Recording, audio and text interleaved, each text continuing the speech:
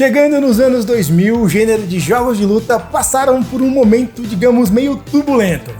Especialmente os jogos de luta em 2D já haviam passado pelo seu pico de popularidade. Estava cada vez mais complicado para as desenvolvedoras apresentarem alguma novidade que deixasse os jogadores com ciricutico para jogar. Afinal, parecia que tudo que era possível já havia sido feito. E se o possível já havia sido feito, estava na hora de fazer o impossível. Em nome do dinheiro, duas rivais de longa data se uniram e criaram o inusitado Capcom vs SNK. E como foi que isso aconteceu?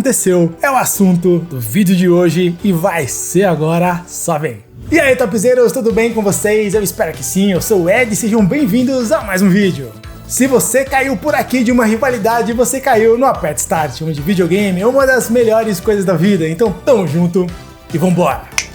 Capcom vs SNK é um jogo que foi lançado no ano 2000, originalmente para o arcade, mas também apareceu no Dreamcast e no PlayStation. E agora eu vou até falar bonito, hein? O que esse game representa para os jogadores é a materialização de uma rivalidade entre duas empresas que fizeram seus nomes batalhando para criar jogos de luta cada vez melhores. A Capcom, obviamente, com Street Fighter, Darkstalkers e tantos outros games puxadinhos, e a SNK, principalmente com Fatal Fury, Art of Fighting, The King of Fighters e Samurai Showdown. Na real, o nome completo do game é Capcom vs SNK Millennium Fight 2000, e esse nome já é um clickbait muito antes do YouTube existir. Porque pensa comigo, o versus no meio do nome sugere uma rivalidade entre as duas empresas, tipo para ver qual delas é a melhor ou ainda qual delas tem os melhores jogos de luta. E qualquer que seja que você ache que é a melhor, não muda o fato de que para fazer Capcom vs SNK acontecer, Capcom e SNK tiveram que trabalhar juntas, como coleguinhas que chegaram a um acordo, para poder misturar os personagens das suas franquias. E trabalhar juntas para criar um game é o exato oposto de rivalidade, é a definição de parceria. Mas se o jogo se chamasse Capcom e SNK de mãos dadas pelo dinheiro, não teria a mesma graça, embora fosse a mais pura verdade. Mas Capcom vs SNK tem punch, tem kick, tem Hadouken e agora você entende bem o poder de um clickbait. E essa rivalidade entre Capcom e SNK, será que foi real um dia? Será que era fake? Daqui a pouco eu falo mais sobre isso. Agora é mais importante que você entenda que quando Capcom vs SNK foi lançado, as empresas estavam vivendo momentos bastante diferentes. Consequentemente, o game Capcom vs SNK também teve significado e importância diferente para cada uma delas. Para entender o porquê dessas diferenças, a gente tem que entender que o mundo dos videogames passava por um momento de transição econômica bastante complicado no começo dos anos 2000. Desenvolvedoras de games que não tiveram um pouco de visão além do alcance durante a década de 90, quando entraram nos anos 2000, começaram a perder o fôlego, e quando perceberam que estavam ficando sem ar, já era tarde demais. Aquelas que não investiram pesado na criação de games para consoles domésticos e que se sustentavam apenas com o negócio dos jogos para o arcade eventualmente colapsaram. E isso foi exatamente o que aconteceu com a nossa querida SNK. Eu sei que você pode estar pensando, o Ed, a SNK tinha o Neo Geo AES, então ela investiu pesado em consoles. E eu vou te dizer que não foi bem assim. O Neo Geo AES era literalmente uma máquina de arcade, só que em forma de console. Um hardware poderoso, caríssimo, mas incapaz de competir em volume de vendas no mercado doméstico, com os consoles como o Super Nintendo ou o Mega Drive. Pra gente ter uma ideia de escala, enquanto o Super Nintendo vendeu perto de 50 milhões de unidades e o Mega Drive 30 milhões, o sistema Neo Geo vendeu aproximadamente 1 milhão de unidades, uma diferença absurdamente grande. A partir da geração do PlayStation, o negócio de arcade começou a encolher drasticamente, porque as pessoas estavam jogando videogames como nunca, mas estavam jogando em casa. Não foi do dia pra noite, mas a SNK começou a enfrentar problemas financeiros progressivamente cada vez maiores, até que em 2001, inevitavelmente faliu. O curioso é que Capcom vs SNK foi lançado apenas um ano antes da falência da SNK, e a própria existência desse jogo demonstra um momento de fragilidade financeira que a empresa vivia.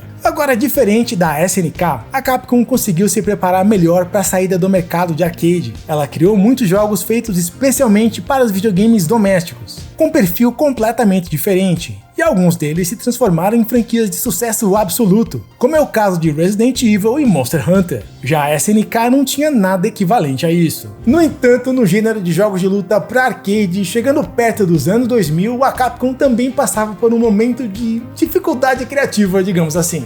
porque a única franquia de luta que realmente fazia grana ainda era Street Fighter. E Street Fighter já estava sendo explorado de todas as formas fazia praticamente uma década. Na tentativa de revitalizar um gênero desgastado, a Capcom então começou a trazer outros universos para dentro dos jogos de luta. Trouxe X-Men, trouxe todo o universo da Marvel e, não satisfeita, também começou a misturar universos diferentes entre si. X-Men vs Street Fighter, Marvel vs Capcom e assim por diante. Do lado da Capcom, essa misturança então não era exatamente novidade, mas a SNK ainda se mantinha pura na sua integridade criativa. Como é que ela foi perder essa integridade justamente para a grande rival Capcom? E para começo de história, de onde veio essa rivalidade toda? Ao que tudo indica, tudo começou com essa unidade humana oriental, o Takashi Nishiyama, também conhecido por ser o pai do Street Fighter original de 87 e também o pai do Fatal Fury. Por um tempo durante a sua carreira, o Takashi Nishiyama foi funcionário da Capcom. Ele não era um funcionário qualquer, ele tinha muita moral dentro da empresa, almoçava com o presidente e coisas desse tipo. Mas dentro da estrutura corporativa da Capcom, ele não tinha mais muitas opções de crescimento.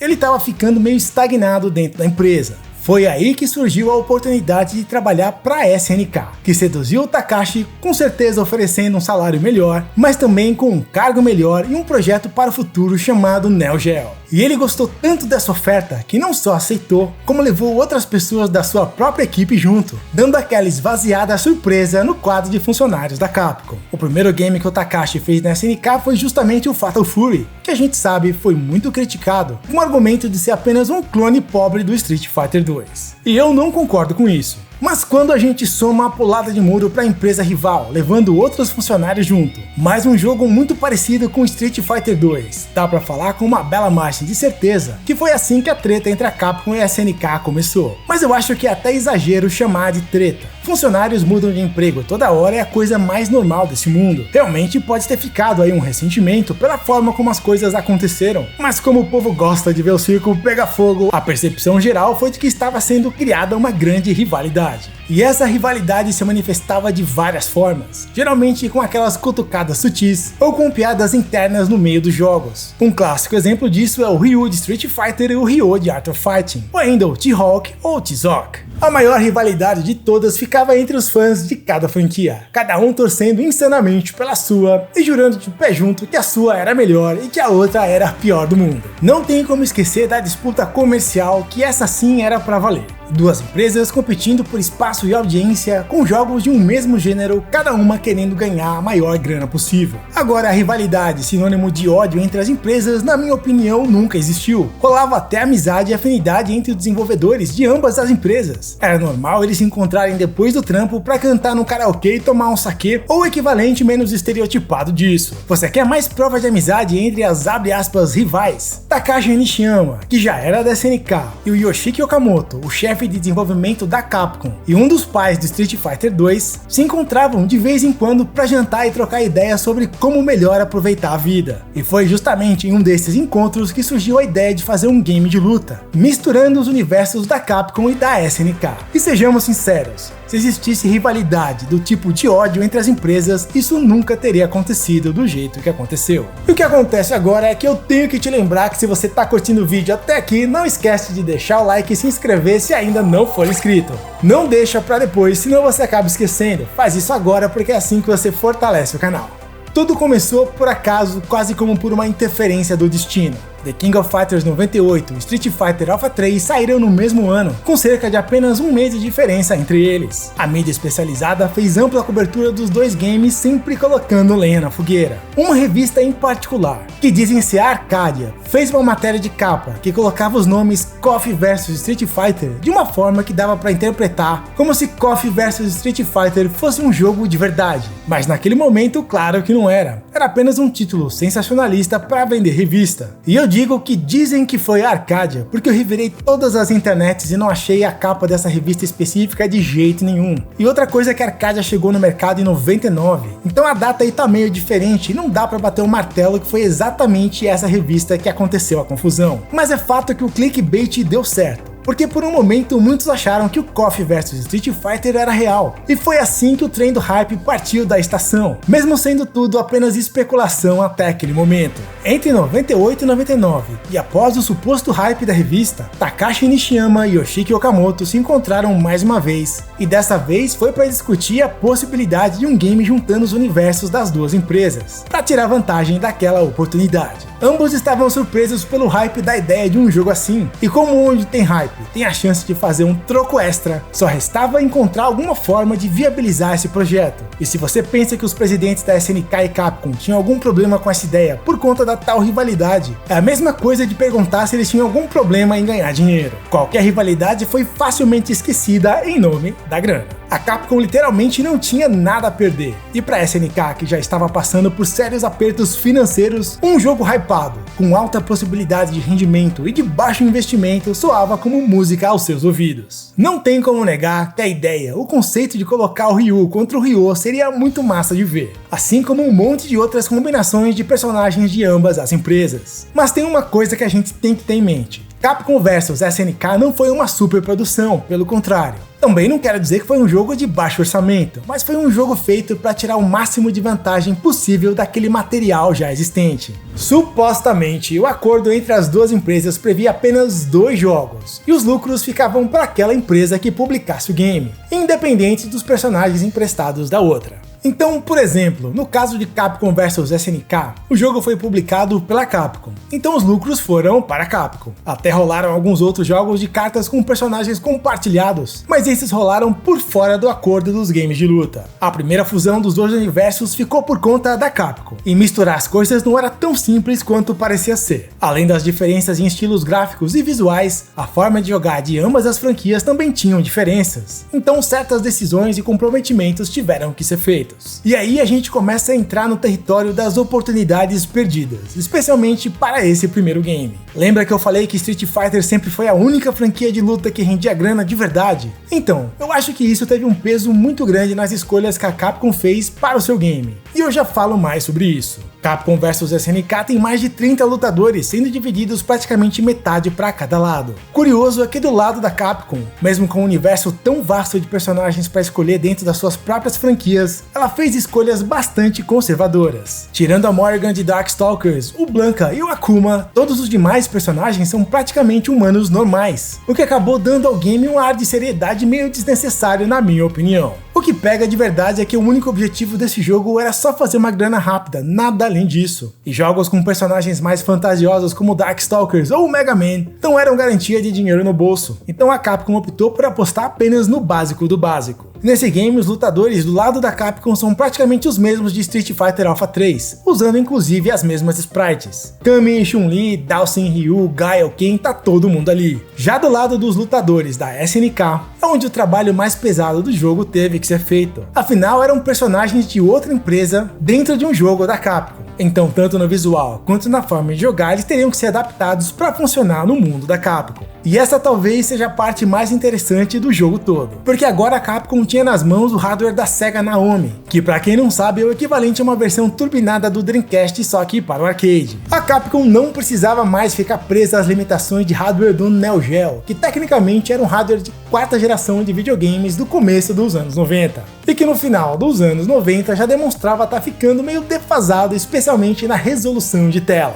Com mais cores e mais resolução gráfica, as artes da SNK passaram por um processo de refinamento nas mãos da Capcom, e o resultado, pelo menos para o meu gosto, ficou bom demais. E ver Benimaru, Giz Howard, Joe Higashi, Terry Bogard, entre tantos outros com visual diferente da norma, ficou sensacional. Mas e o esquema de jogo? Para fazer a misturança toda funcionar, balanceando tantos personagens diferentes, sendo que metade deles veio de outros games de uma outra empresa, não teve mágica, mas teve um esquema de ratio. Ratio significa que cada lutador ganhou uma pontuação, que é mais alta quando um lutador é considerado mais forte. O jogador escolhe um time de até 4 lutadores, mas a soma desse time, o total de ratio, não pode passar de 4. O jogador pode escolher um lutador com ratio 4 ou 4 lutadores com ratio 1. Fica a critério de cada um. A pergunta é: o que é um lutador forte? A resposta é o que a Capcom disse que é forte, ponto final. A escolha acaba sendo um pouco subjetiva nesse sentido, e cada um acaba escolhendo o que achar melhor de qualquer jeito. Uma outra diferença significativa é que para esse game a Capcom abandonou o esquema de 6 botões e usou um esquema com 4 botões como nos jogos de Neo Geo. E o motivo para isso eu imagino que tenha sido econômico. É mais negócio reduzir movimentos nos personagens da Capcom do que acrescentar movimentos nos personagens da SNK. Graficamente o jogo é lindo, os cenários são todos desenhados à mão e continuam bonitões até hoje. A única coisa que eu realmente não curti em Capcom vs SNK é a música, que tem uma pegada eletrônica carregada demais pro meu gosto. E como foi que esse game se saiu comercialmente? Será que ele fez o sucesso esperado pelo hype? A resposta é depende do ponto de vista. De uma forma geral, o jogo agradou muito mais do que desagradou. E tanto é o caso que rendeu uma sequência. Um terceiro jogo estava até nos planos, mas o projeto foi abortado quando a SNK faliu e ninguém sabia qual seria o futuro dessa empresa. Tem alguma coisa de muito inusitada em assistir os universos de Capcom e SNK se enfrentarem em um game. Realmente é algo que eu não esperava ver. Não por causa de uma rivalidade qualquer, mas porque os universos não têm ligação nenhuma. Fora a mais importante de todas, aquela que você já sabe qual é: o dinheiro. E isso tudo que eu contei nesse vídeo foi apenas o lado da Capcom dessa história. A SNK também teve o seu jogo de misturança de universos, que é o SNK vs Capcom SVC Chaos. Mas esse game pode ser história para um outro vídeo, para um outro dia. Agora me conta, você é mais fã da Capcom ou da SNK? O que foi que você achou de dois universos diferentes se cruzarem dessa forma? Você curtiu ou achou desnecessário? Gostaria de ver mais cruzamentos assim? Me conta aí nos comentários. Eu quero dar as boas-vindas aos novos membros do canal: Thiago Lucchesi, Twitch TV Jean RHCP, Raoni Joseph, Pablo Alves, Michel, Leandro Simas, Marques dos Santos e Mário Sapucaia Neto. E também aos que renovaram: Marcelo Salton Disconzi, Mikael XBR, André Ferraz, o Diggs do Cauê e o Rafael Cautiero. Muito obrigado pelo apoio, e se você quer fazer parte do clube também é só clicar no botão Seja Membro e descobrir as vantagens. Valeu pela presença e, como sempre, jamais se esqueça que videogame é uma das melhores coisas da vida. Paz!